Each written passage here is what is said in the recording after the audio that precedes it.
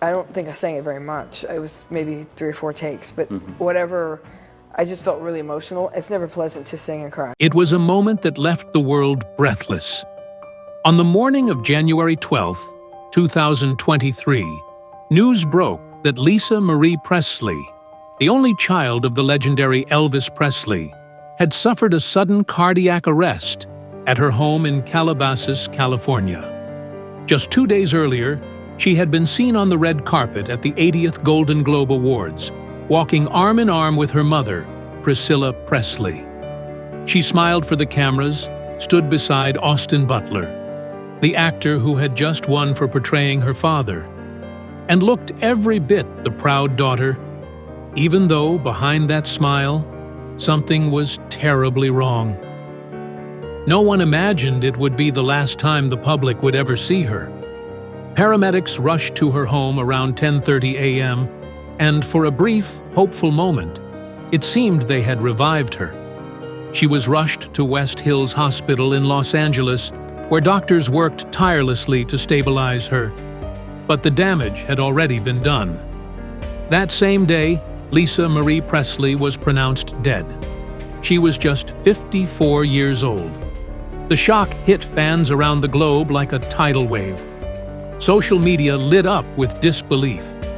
How could Lisa Marie, the daughter of the king, a woman who had endured so much in life, be gone so suddenly, without warning?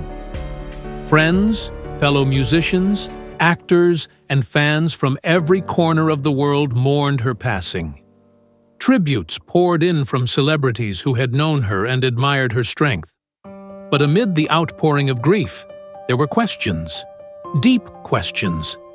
People wanted to understand what happened. How could a seemingly healthy woman, someone who had just been at a major public event, collapse and die within 48 hours? What followed was silence. Weeks turned into months, and speculation began to grow. Had her past battles with addiction caught up with her? Was it something genetic? Was there more to this sudden collapse than anyone was letting on? The truth, when it finally came, was both heartbreaking and unexpected. The autopsy report, released months after her passing, revealed a cause of death that no one was prepared for, a condition hidden beneath the surface, quietly building until it was too late. But before we reveal what really happened, we must first understand who Lisa Marie Presley truly was. Not just the daughter of a global icon, but a woman who lived through the storms of fame, love, loss, and unimaginable grief. From the very moment she took her first breath, Lisa Marie Presley was a global headline. Born on February 1, 1968, in Memphis, Tennessee, she wasn't just any child. She was the only daughter of Elvis Presley, the undisputed king of rock and roll, and Priscilla Presley, his stunning and poised young wife. Her birth wasn't a private moment reserved for close family. It was a public event. The world watched, celebrated, and unknowingly placed the weight of a legend on the shoulders of a baby girl. Lisa Marie didn't have a normal childhood. There were no quiet trips to the park or ordinary family vacations. Her life played out under the relentless glare of public fascination. Cameras followed her every move. Paparazzi chased moments most children take for granted. And behind the velvet ropes of Graceland, she watched her father live out a larger-than-life existence, one that came with both glamour and deep personal turmoil. She adored her father. Lisa Marie once described Elvis as her best friend, her protector, her light. But that light dimmed far too soon. When Elvis Presley died in 1977, Lisa Marie was only 9 years old. The grief was unimaginable, but it came with even more pressure. Suddenly, she wasn't just the daughter of Elvis, she was the heir to his empire, both emotionally and financially. At just 25, she inherited Elvis's estate worth nearly $100 million. But what many don't realize is that with that inheritance came the enormous responsibility of preserving not just property and profits, but a legacy. Millions of fans saw Elvis in her. They looked to her to carry the torch. And she tried, but not without struggle. The world expected her to be a reflection of Elvis, charming, musical, magnetic. But Lisa Marie was her own person. She loved music, yes, but she also battled with the idea of identity. How do you live a life that's yours, when the world already decided what you should be?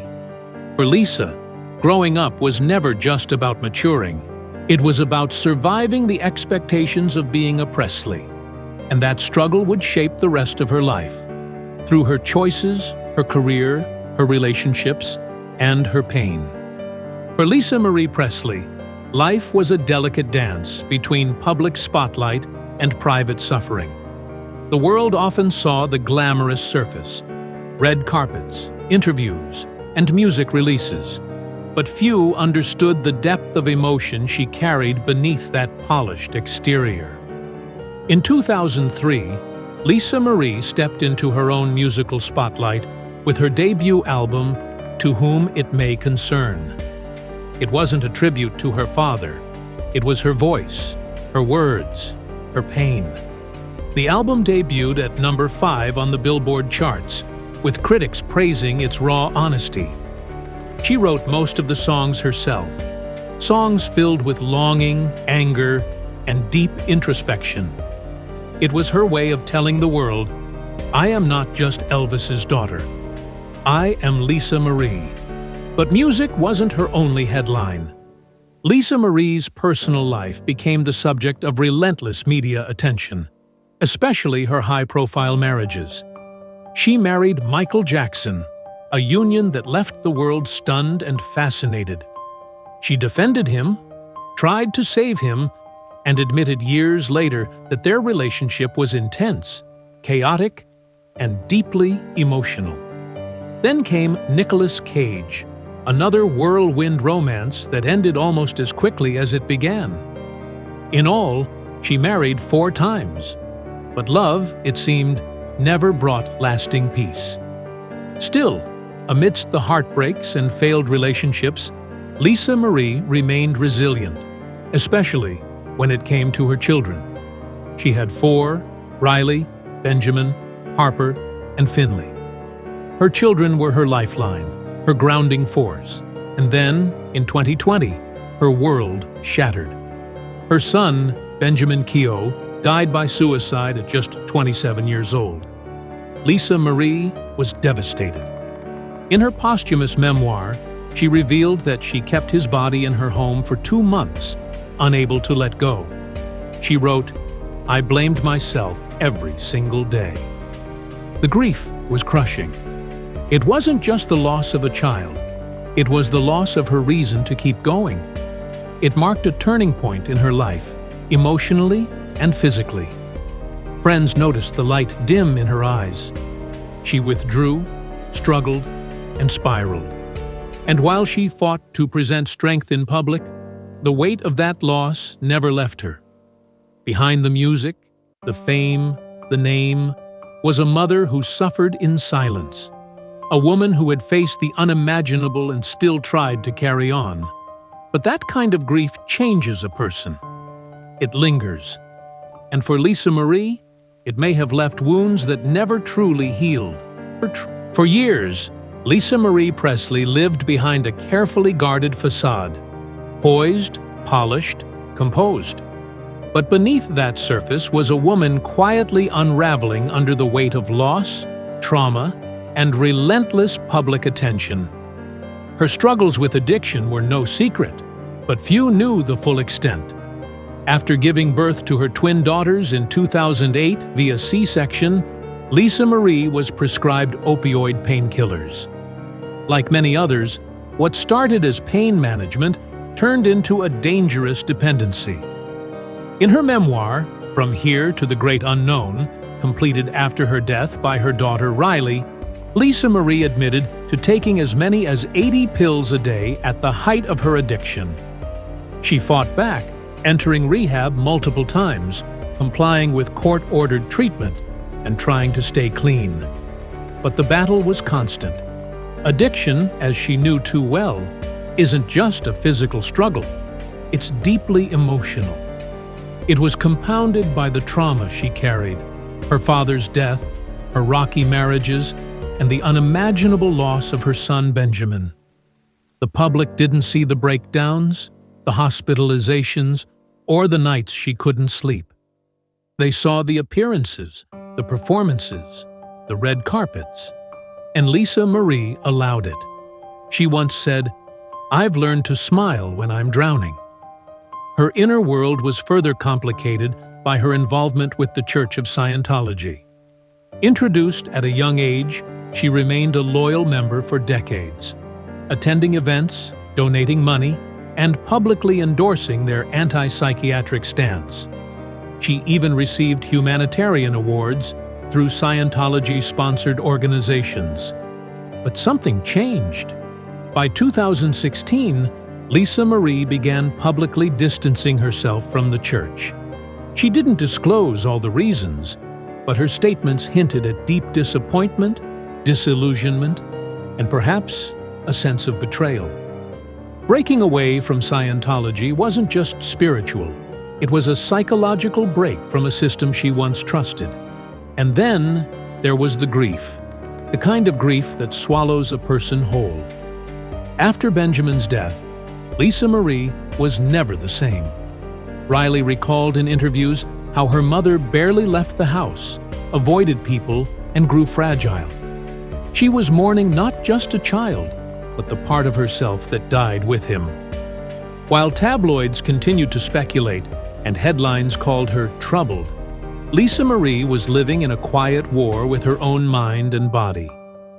And like many who carry deep pain, she did so behind a curtain of strength. Behind every public image, there was a private price. And for Lisa Marie, that price was devastatingly high. For months after Lisa Marie Presley's sudden passing, fans were left with questions that had no answers. Rumors swirled. Some blamed her past addiction. Others wondered if stress or genetic heart conditions played a role. But when the official autopsy report was finally released, the truth stunned everyone. Lisa Marie Presley didn't die from a drug overdose. She didn't die from heart failure linked to past substance use. Her cause of death was far more unexpected and heartbreakingly ironic. The report revealed that Lisa Marie died due to a small bowel obstruction, a serious condition that occurs when part of the intestine becomes blocked. In her case, the obstruction was secondary to weight loss surgery she had undergone years earlier. The type of surgery, which is often performed to address health and body image concerns, left her vulnerable to internal complications that silently developed over time. It wasn't something visible. There were no early warning signs, no dramatic collapse that hinted at what was coming. It was a hidden threat, quiet, internal, and lethal. The obstruction caused her intestines to shut down, which led to severe cardiac arrest. Her heart stopped, and while paramedics were able to briefly revive her, the internal damage was too extensive. She never regained full consciousness. There were opioids found in her system, yes, but the coroner was clear. They were not the cause of death. The levels were consistent with therapeutic use, and there was no evidence of overdose. This clarification mattered. It challenged public assumptions and protected her from the stigma that so often follows those with a history of addiction. But the irony was devastating. A medical procedure likely meant to help improve her health, or perhaps ease emotional suffering tied to body image, had ultimately cost Lisa Marie her life. This revelation wasn't just medical, it was tragic. It added a cruel twist to a story already heavy with sorrow. She didn't lose her life to a relapse or a reckless moment. She lost it to a silent consequence of survival. One more battle she didn't even know she was fighting. In the end, the autopsy didn't just close the mystery, it deepened the heartbreak. It reminded the world that even the strongest people, even those born into fame and privilege, are never immune to the unseen battles within. When Lisa Marie Presley passed away, the grief wasn't confined to family or close friends. It spread across the globe like a wave of silent heartbreak. On January 22, 2023, just 10 days after her sudden death, hundreds gathered at Graceland, the Presley family's iconic Memphis estate, to pay tribute to the woman who had carried the legacy of a king while bearing the pain of a complicated life. Fans, family members, celebrities, and music legends stood together in a moment of shared mourning. The public memorial service wasn't just powerful, it was deeply personal. Thousands more watched it online, with over 1.5 million viewers tuning in to honor Lisa Marie in real time. People around the world lit candles, left flowers at Graceland's gates, and shared memories across social media, creating a digital vigil that spanned continents. The ceremony itself was rich with emotion. Lisa's mother, Priscilla Presley, offered a tearful eulogy, reading a poem written by one of her granddaughters. Rock legends like Axl Rose and Billy Corgan performed tributes, their voices cracking under the weight of loss. Even Sarah, Duchess of York, attended, underscoring the wide circle of lives Lisa had touched. She was laid to rest in the meditation garden at Graceland, beside her beloved son Benjamin, and near her father Elvis. The visual of 3 generations reunited in eternal peace brought a sense of closure, even as tears continued to fall. For many fans, it felt like the end of an era. Lisa Marie had been the last direct link to Elvis, a living memory of a man who had changed the world through music. Her passing severed that tie, leaving behind echoes of a time, a sound, and a name that shaped generations. But her funeral was more than just a goodbye. It was a reminder that despite the headlines, despite the pain, Lisa Marie was loved deeply by her family, by her children, and by millions who saw themselves in her strength, her flaws, and her perseverance. In that moment, the world didn't see a celebrity. It saw a mother, a daughter, a soul. And together, they said goodbye, not just to Lisa Marie Presley, but to a piece of history. Lisa Marie Presley's story isn't just a headline. It isn't just the tale of a famous last name or a woman lost too soon. It's the deeply human journey of someone who tried, again and again, to stand tall under the heaviest shadows imaginable. The shadow of her father's legend, the shadow of public expectation, and the shadow of her own pain. Throughout her life, Lisa Marie was a paradox, fiercely private, yet permanently public. A woman who longed for normalcy, but was born into myth. She loved her father deeply, and despite the towering legacy he left behind, she never tried to replace him. She tried to honor him.